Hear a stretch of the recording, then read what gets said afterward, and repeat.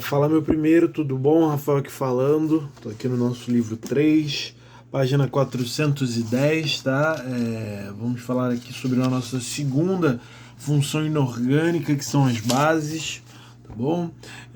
Moleza, né? Então tô aqui na 410, bases não há mistério, tá? Só dando uma relembrada aqui, né? Vamos só seguir em conceitos de arrênios, tá bom?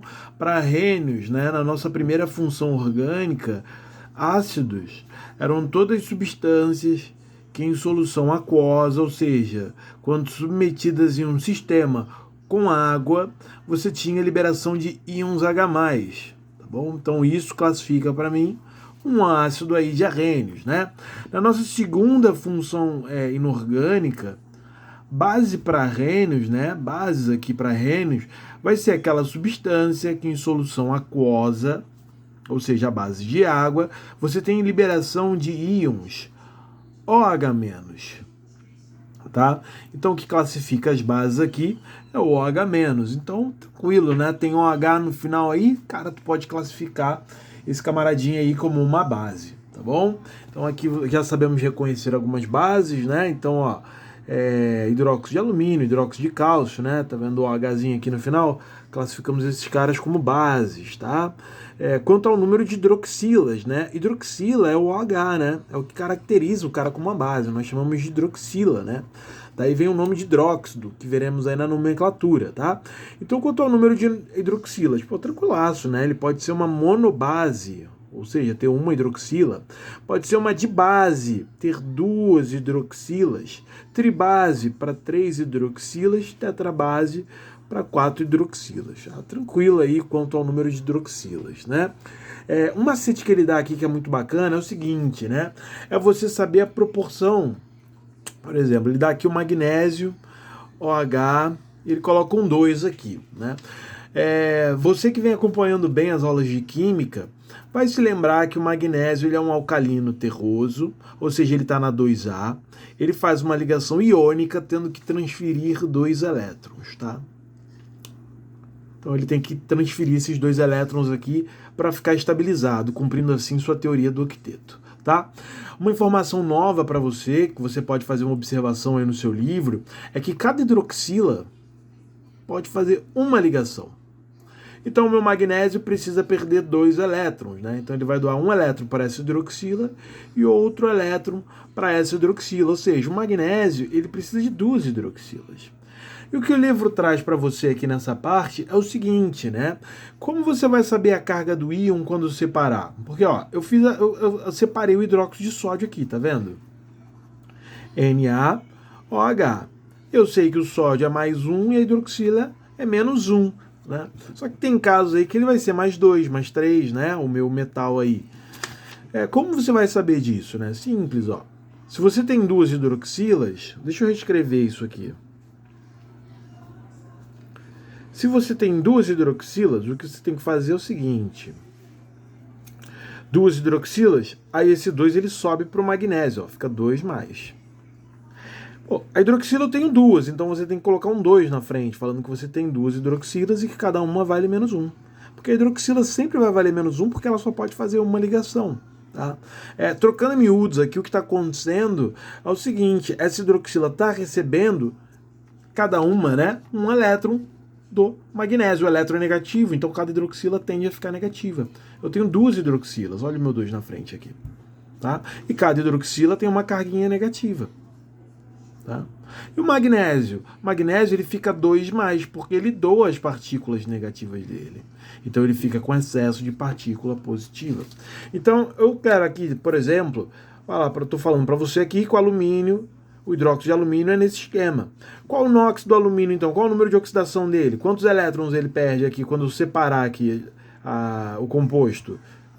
Esse 3 aqui ele vai subir, então esse cara aqui vai ser 3+.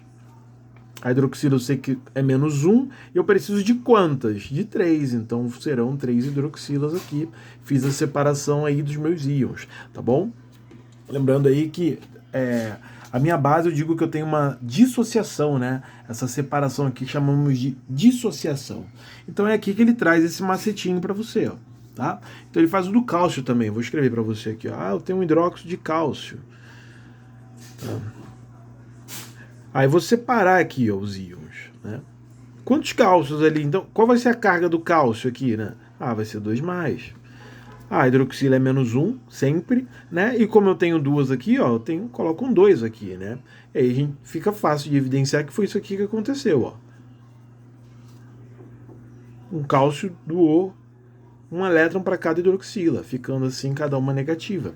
Enquanto o alumínio, ele tinha 3 elétrons aqui, e ele doou cada elétron, um elétronzinho aqui ele doou para cada hidroxila, cada uma ficando negativa, tá? Por isso que eu tenho 3 hidroxilas para um alumínio ou 2 hidroxilas para um cálcio. Ficou confuso? Faz um pause, reassiste e depois você prossegue. Não continua com o vídeo, né? Caso você tenha dúvida, tá bom? Falei aqui sobre a quantidade de hidroxilas possíveis aí, tá bom? Quanto à solubilidade e força, tá? As bases solúveis são formadas por metais alcalinos, né? Os metais alcalinos, a galera ali dá um A. Então, ó, falei em bases solúveis aqui, ó. A galera dá um A, tá bom? São muito solúveis, tá? São fortes, tá bom? O hidróxido de amônio, tá? Ele é o quê? Ele é bem solúvel, só que ele não é forte, né? Ele é fraco, uma base fraca. Ele vem com essa observação, ó. Tá vendo os metais alcalinos aqui? Deixa eu marcar aqui pra você, ó. Metais alcalinos, cara, pô, eles são fortes, tá? Assim como o hidróxido de amônio, tá? Só que esse cara aqui, perdão, hidróxido, caramba, os metais alcalinos, eles são solúveis, tá? Assim como o hidróxido de amônio também é, tá? Os metais alcalinos são fortes e o hidróxido de amônio é fraco, tá? É uma observação que ele faz, tá? As bases pouco solúveis, né, são os metais alcalinos terrosos, né? A galera dá 2A aí, com exceção aí do hidróxido de magnésio e de berílio, tá? Que são praticamente insolúveis e são fracos. Tá? Então esses caras aqui são praticamente insolúveis, tá? Esses caras aqui são moderadamente solúveis, então, né? Hidróxido de cálcio, de estronço, de bário, tá? De rádio, tá? Agora o berílio e magnésio são insolúveis aí, tá? E o restante das bases todas aí serão insolúveis e fracas, tá? Então hidróxido de ferro, hidróxido de cobre, tá? Hidróxido de manganês, caso você veja, tudo fraco, tá? E insolúveis também. Então, quais são os solúveis? Metais alcalinos, tá? Que são fortes, tá? Hidróxido de amônio também é solúvel, mas não é forte, tá? É uma base fraca. Os pouco solúveis, né? Que podem vir como moderadamente solúveis para você. Alcalinos terrosos, que é o grupo 2, tá? E aí você tem exceção aí para o hidróxido de magnésio e berílio, tá? Que são praticamente insolúveis e são fracos também, tá? E o restante das bases todas insolúveis. Quanto à nomenclatura, fácil. Tem OH no final, ou seja, tem hidroxilas, você vai começar com hidróxido, né? Então, você vai ter aqui, ó, hidróxido, né?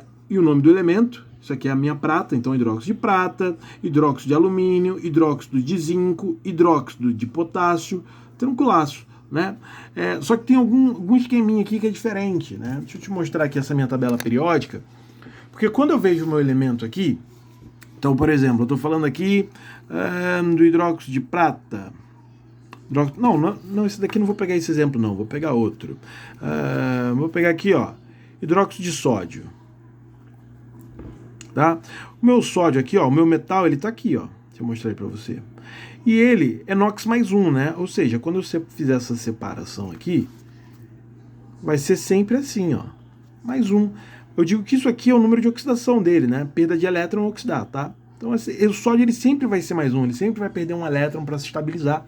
Ele é da família 1A, tá? Se você pega o potássio, que também é da 1A, ele sempre vai perder um elétron. Ele tá aqui, ó. Potássio, tá vendo? Ó? Monopositivo, ele só pode perder um elétron. Então ele sempre vai ficar mais 1 aqui em cima. Então, nesses casos aqui, eu só coloco hidróxido de sódio, hidróxido de potássio. Agora, há casos em que alguns elementos eles possuem NOx variáveis, tá? Então vamos dar uma olhadinha nessa minha tabela aqui, ó. Todos esses elementos, NOx mais 1. Todos eles com mais 1. Todos esses aqui ficam 2+, né? Magnésio 2+, lembra do meu exemplo anterior? Ó, ele doa aqui um elétron para cada hidroxila. E aí quando eu faço a separação vai ficar magnésio 2+. Magnésio é sempre 2+, é alcalino terroso. Assim como cálcio, estronço, bário, tá? Esses caras, eles sempre terão esse númerozinho 2 aqui em cima. O alumínio sempre será 3, né? O alumínio tem um NOx fixo, né? O número de oxidação dele é mais 3, sempre. Agora, há casos, né, como o cobre e o mercúrio, por exemplo, que eles podem ser NOx 1 ou 2. Tá? Quando o meu elemento tiver NOx fixo, eu só digo hidróxido e o nome do elemento. Tá?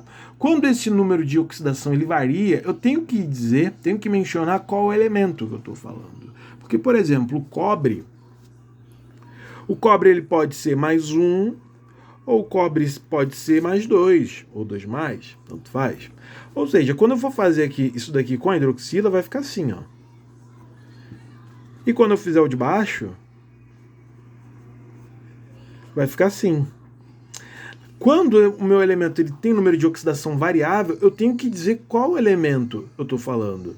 Né? Então, de qual elemento eu estou falando? Esse cara aqui, hidróxido de cobre 1, porque ele só tem número de NOx 1 aqui. Esse cara aqui, hidróxido de cobre 2. Tá? Eu tenho que dizer, porque eu tenho 2 tipos de cobre. É diferente aqui do meu magnésio aqui, por exemplo, que sempre vai ser mais 2. Magnésio, ele tem NOx fixo, ele é sempre mais 2. Mas o cobre não. O cobre eu vejo aqui até mais 2 para ele, mas eu sei que existe um outro cobre aqui, que é mais 1. Né? Então aqui, ó, eu continuo, ó, ferro, ele pode ser mais 2 ou mais 3, cobalto mais 2 ou mais 3, o ouro pode ser mais 1 ou mais 3, né? Então se eu fizer um hidróxido de ouro aqui, hidróxido de ouro 1, né? Ou hidróxido de ouro 3, eu tenho que dizer, né?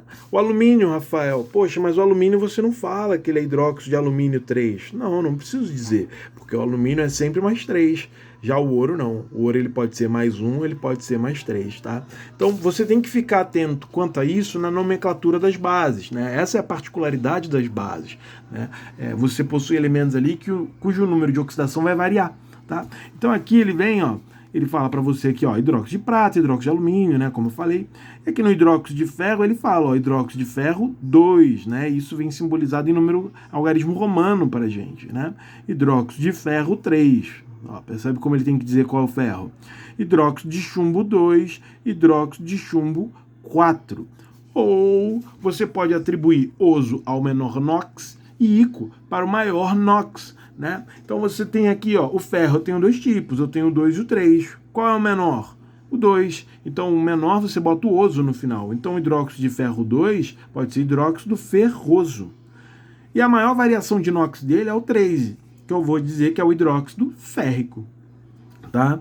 Hidróxido de chumbo, né? Hidróxido plumboso, oso para o menor NOx. Ele possui NOx mais 2 mais 4. Então eu coloco o oso aqui para o menor NOx. Tá? Enquanto aqui, ó, hidróxido plúmbico para o maior NOx, tá? Ico aqui para o maior NOx, tá? Poderia dizer que eu tenho aqui um hidróxido hidróxido de cobre 1 ou hidróxido cuproso. Hidróxido cuproso, tá? Ou posso dizer que tenho um hidróxido cúprico, tá bom? Maior NOx, menor NOx. Menor NOx, oso, maior NOx daquela espécie, ico, para ele, tá bom? Aqui ele vem falando sobre os indicadores de ácido e base, né? Ácido tem sabor azedo, né? E as bases têm um sabor, né? Não é sabor, né? Mas nós dizemos que elas são adstringentes, né? Sabe quando você come uma banana verde que ela fica grudando nos dentes? Isso é ser adstringente. Então, isso daí é uma característica das bases, tá? Elas amarram a boca, né? Como dizem os livros, né? Então, quando você for dar uma lidinha aí na internet, na definição de base, quando disser que amarra a boca, é nesse sentido. É igual quando você come caju. Se você morder o caju, né, ele fica agarrando ali os dentes. Né? Por quê? Porque você tem um teor básico ali, assim como na banana verde. Tá? Então a base ela tem essa característica. E o ácido? Ele é azedo. Só que, ok, tem ácidos aí que o seu organismo produz, né? Tem ácidos que nós usamos aí para lavar o alface, as verduras, os legumes, né? Que é o caso do vinagre, mas são ácidos com uma concentração baixa, que não apresenta risco.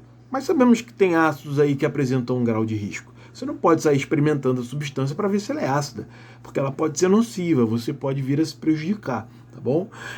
E a base é a mesma coisa, né? Quando você tem muita azia, você, não sei se você já tomou, ou talvez seu responsável aí conheça, sua mãe, sua avó, seu pai, não sei, leite de magnésia, né? Leite de magnésio é para quando você está com excesso, quando você está com azia, e quando você toma em excesso, ele funciona como um laxante, né? Isso daí é encontrado nas farmácias, né? Isso daqui é o hidróxido de magnésio.